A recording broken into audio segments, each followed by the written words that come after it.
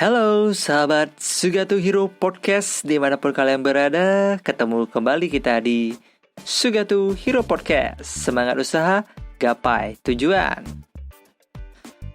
Masih bersama saya Hadi, host satu-satunya di podcast ini. Dan kurang lebih sekitar 14 menit ke depan kita akan membahas segala sesuatu yang menarik untuk kita diskusikan. Terima kasih juga saya ucapkan buat sahabat hero sekalian yang sudah mengikuti dari episode pertama sampai episode kedua hari ini. Dan saya juga mau menyampaikan untuk episode kali ini kita masih membahas tentang episode mikir. Apapun yang bisa bikin kita mikir dan berdiskusi, yuk kita bahas di sini. Baiklah, jadi pada episode mikir kali ini, saya ingin ngajak teman-teman hero sekalian berdiskusi tentang pariwisata dan perhotelan. Ya, agak ringan-ringan dikit ya, jadi kita ngomongin definisinya lah dulu. Karena biasanya ya, kita udah sering banget dengar istilah pariwisata dan perhotelan. Namun ketika ada yang bertanya, unsur-unsur pariwisata itu apa sih? Atau apa sih pariwisata itu? Nggak semua bisa jawab ya, gitu intinya. Nah, kemungkinan episode hari ini akan bermanfaat bagi Kayaknya salah ngomong saya ya. Lebih bermanfaat lah intinya ya, bermanfaat bagi sahabat kita yang ingin tahu tentang pariwisata ataupun mau mempelajari tentang perhotelan. Karena ngomongin pariwisata ataupun perhotelan itu ibarat kita melihat sepasang kekasih ya, Romi dan Julie. Jadi satu sama lain saling memerlukan, saling mengisi gitu intinya ya. Nah, kita mulai dari awal saja dulu nih, dari pariwisata itu sendiri. Coba deh, pernah nggak sobat sekalian mencari tahu tentang arti kata pariwisata? Nah, saya iseng-iseng nih nyari di Google, dari pariwisata itu tersendiri ternyata terdiri dari dua kata pari dan wisata. Kalau wisata kita udah sering banget denger ya, kan wisata udah pasti nih kegiatan perjalanan lah ya. Dan pari itu apa sih? Pari menurut Wikipedia disampaikan bahwa pari itu pengertiannya adalah bersama atau berkeliling. Jadi secara harafiah kita bisa bilang kata pariwisata memiliki arti adalah kegiatan perjalanan bersama ataupun kegiatan perjalanan keliling. Nah, gitu dulu nih. Namun kalau kita ngomongin pengertian yang lain ya, ternyata pariwisata itu yang kita tahu ya, jadi pariwisata itu mungkin bisa dilakukan secara perorangan ataupun berkelompok. Namun, kita coba cari nih, menurut WTO. Pernah dengar WTO nggak? Nah, buat yang belum pernah dengar, WTO itu memiliki terjemahan atau akronim World Tourism Organization, jadi organisasi pariwisata dunia. Beda tipis sama WHO ya, kalau WHO membidangi tentang kesehatan, WTO khusus tentang pariwisata. Nah, menurut WTO sendiri ya, pariwisata merupakan kegiatan manusia yang melakukan perjalanan dan tinggal di daerah tujuan di luar lingkungan kesehariannya. Jadi ada perpindahan lah ya, ada perjalanan dari tempat tinggalnya menuju tempat daerah lainnya gitu istilahnya. Jadi beberapa ahli juga memberikan pengertian pariwisata berdasarkan tahun-tahun yang berbeda. Jadi kita dari pengertiannya saja kita udah bisa tahu perkembangan pariwisata pada masa itu seperti apa gitu. Contohnya saja kita coba yang tahun 1982. Ini menurut James J. Spillane. Nah, dia menyatakan bahwa pariwisata merupakan aktivitas melakukan perjalanan dengan tujuan memperoleh kenikmatan, mencari kepuasan, dan juga mengetahui sesuatu, memperbaiki kesehatan, menunaikan tugas, bahkan berziarah. Nah, kemudian kita lihat dari sekarang ke tahun 98. Sudah lahir belum kalian nih? Harusnya sih sudah ya. Saya udah lahir pada zaman itu. Tahun 98 ya, 1998. Nah, pada tahun 1998, Kodiak memberikan pemahamannya tentang pariwisata yang merupakan perjalanan dari sebuah tempat ke tempat yang lain yang bersifat sementara, dilakukan perseorangan ataupun kelompok sebagai usaha mencari keseimbangan dan kebahagiaan dengan lingkungan dalam dimensi sosial, budaya, dan alam, bahkan juga ilmu pengetahuan ataupun referensi tambahan gitu kontennya ya. Kemudian pada tahun 2009, pariwisata menurut Koen Meyers menyatakan bahwa pariwisata merupakan kegiatan perjalanan yang dilakukan oleh seseorang dalam rentang waktu sementara dari tempat tinggalnya yang awal ke daerah tujuan dengan alasan bukan untuk menetap atau mencari nafkah, melainkan hanya untuk memenuhi rasa ingin tahunya, menghabiskan waktu senggang ataupun liburan, dan bisa saja menghabiskan uang yang cukup banyak. Nah, dari penjelasan itu kita udah lihat perbandingannya ya, pengertiannya.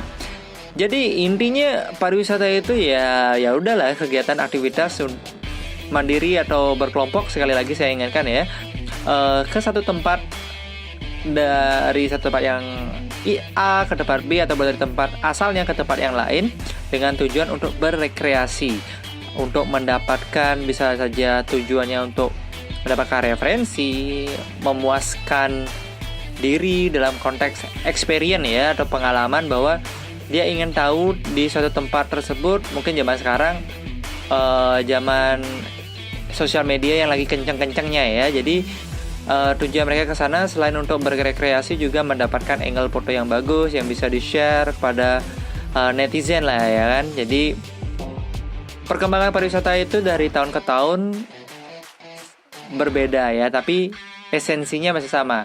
Perpindahan dari satu tempat ke tempat yang lain dalam rentang waktu yang sementara, bukan untuk menetap, bukan untuk bekerja, pure untuk rekreasi, hiburan. Dan berikutnya, coba kita akan membahas tentang jenis-jenis pariwisata. Ngomongin jenis-jenis pariwisata buat sahabat Hero sekalian ya kan. Jadi, hari ini kita akan bagi coba nih jenis pariwisata yang bakalan kita bahas. Pertama adalah berdasarkan letak geografisnya. Kalau nggak salah disampaikan bahwa pariwisata berdasarkan letak geografis dibagi menjadi 4, yaitu ada local tourism atau pariwisata lokal, regional tourism, regional international tourism, dan international tourism. Apa sih yang membedakan keempat hal ini? Tentunya ruang lingkupnya bro. Nah, dimulai dari yang local tourism. Namanya juga local tourism ya kan. Jadi ruang lingkupnya relatif sempit ya, serta terbatas, hanya pada tempat-tempat tertentu saja. Contohnya pariwisata di kota Bandung, atau pariwisata di Bali pada daerah Kuta, Legian, Nusa Dua. Itu bagian-bagian dari Bali gitu ya. Jadi ke kotanya, cenderung ke kota atau bagian satu provinsi yang memiliki objek wisata tertentu. Kemudian ngomongin tentang pariwisata regional atau regional tourism. Nah, ini sedikit naik lagi nih ruang lingkupnya. Dari yang kota ini akan bergerak ke provinsi atau bahkan ke pulaunya. Ya kan, jadi ke pulaunya, misalnya Pulau Sumatera Utara, Bali, Kalimantan, Aceh, Jawa, dan lain sebagainya di sekitar Indonesia ya kan. Nah, itu lebih luas ruang lingkupnya. Aduh, agak susah nih berlibat ngomong antara L sama R. Jadi nggak apa-apa lah ya, yang penting maksudnya tercapai lah gitu intinya. Oh iya, jadi hampir terlupa buat sahabat Hero sekalian yang ada pertanyaan, ada saran, kritik, ataupun komen, lanjut saja bisa di komen di YouTube kita di Sugatu TV ataupun di Instagram kita via DM Sugatu Hero Podcast. Silakan ya, sambil kita berdiskusi di sini di episode kedua tentang pariwisata. Nah, masih tentang jenis pariwisata berdasarkan letak geografisnya. Hari ini kita lanjut ke bagian ketiga, regional international tourism. Nah, setelah tadi kita ngomongin yang lokalan masih dalam perkotaan, kemudian ngomongin tentang regional yang bisa membicarakan antar pulau bahkan satu negara. Berikutnya, regional international tourism ini kumpulan dari beberapa negara yang membentuk komunitas ataupun persatuan lah istilahnya, seperti ASEAN, asosiasi negara-negara Asia Tenggara gitu ya. Dari sekarang jadi 10 negara kalau nggak salah yang menamakan dirinya ASEAN. Dan juga ada Timur Tengah, Asia Selatan, Eropa Barat, dan sebagainya. Jadi kurang lebih seperti itu. Kemudian yang keempat adalah tentang international tourism. Kalau international tourism ini lebih ke aktivitas pariwisata yang berkembang di seluruh negara di dunia, khususnya regional international tourism serta national tourism. Jadi sudah berdasarkan negara, kemudian kelompok beberapa negara, dan ujung-ujungnya ya seluruh dunia. Itulah international tourism atau pariwisata global lah istilahnya ya, secara menyeluruh. Kemudian jadi berikutnya kita akan ngomongin tentang jenis pariwisata berdasarkan alasan atau tujuan pariwisata tersebut. Jadi ngomongin alasan atau tujuan pariwisata itu ada 3. Ada business tourism, ada agak beribad nih ngomong nih. Ada vocational tourism dan ada educational tourism. Semuanya serba Inggris ya. Jadi intinya kalau business tourism dari namanya saja sudah kita dengar. Business berarti kegiatannya bisnis. Atau biasa yang kita dengar dengan istilah MICE. MICE. Itu merupakan singkatan dari Meeting, Incentive, Convention, dan Exhibition.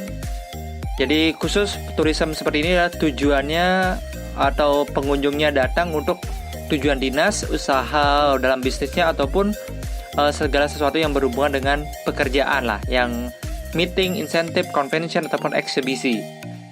Kalau ngomongin tentang vocational tourism, yaitu jadi orang-orang melakukan perjalanan wisata terdiri dari orang-orang yang sedang berlibur atau memanfaatkan waktu luangnya. Kalau educational tourism itu cenderung jenis pariwisata di mana pengunjungnya melakukan perjalanan untuk tujuan mempelajari sesuatu di bidang ilmu pengetahuannya sendiri.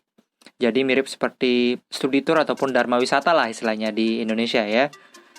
Kemudian unsur-unsur pariwisata sebagai topik terakhir kita, yaitu unsurnya ada biro perjalanan, ada akomodasi, ada transportasi, jasa boga dan restoran.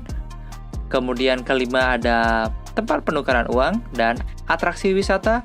Serta yang paling penting yang namanya wisata itu harus ada oleh-olehnya atau cindera matanya.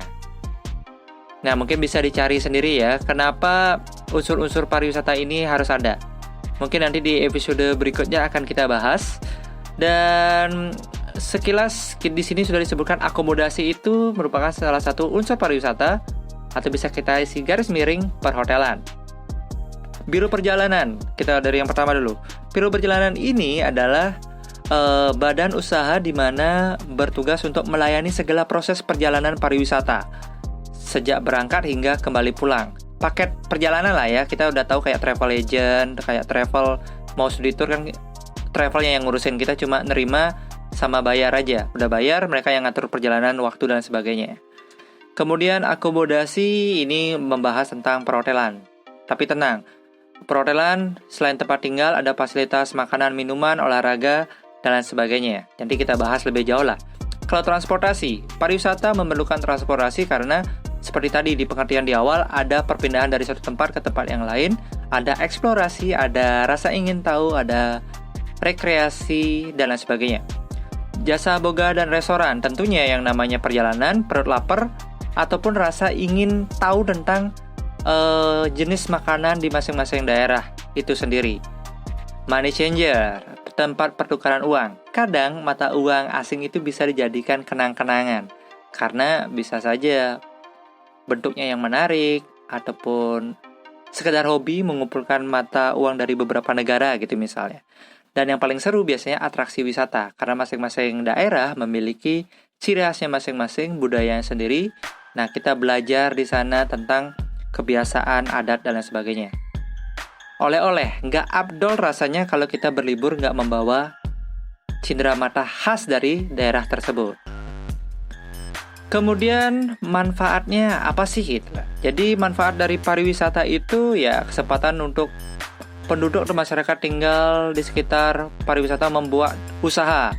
Kemudian penghasilan negara meningkat, terpeliharanya kelestarian lingkungan hidup dan budaya serta kearifan lokal. Tujuannya udah pasti mengisi waktu senggang dan memenuhi kebutuhan usaha atau bisnis, kunjungan keluarga, atau menjalankan tugas-tugas lainnya. Karena tadi kita ngomongin tentang MICE juga. Jadi itu saja dulu ya tentang pariwisata. Semoga terhibur. Sampai ketemu lagi di Sugatu Hirup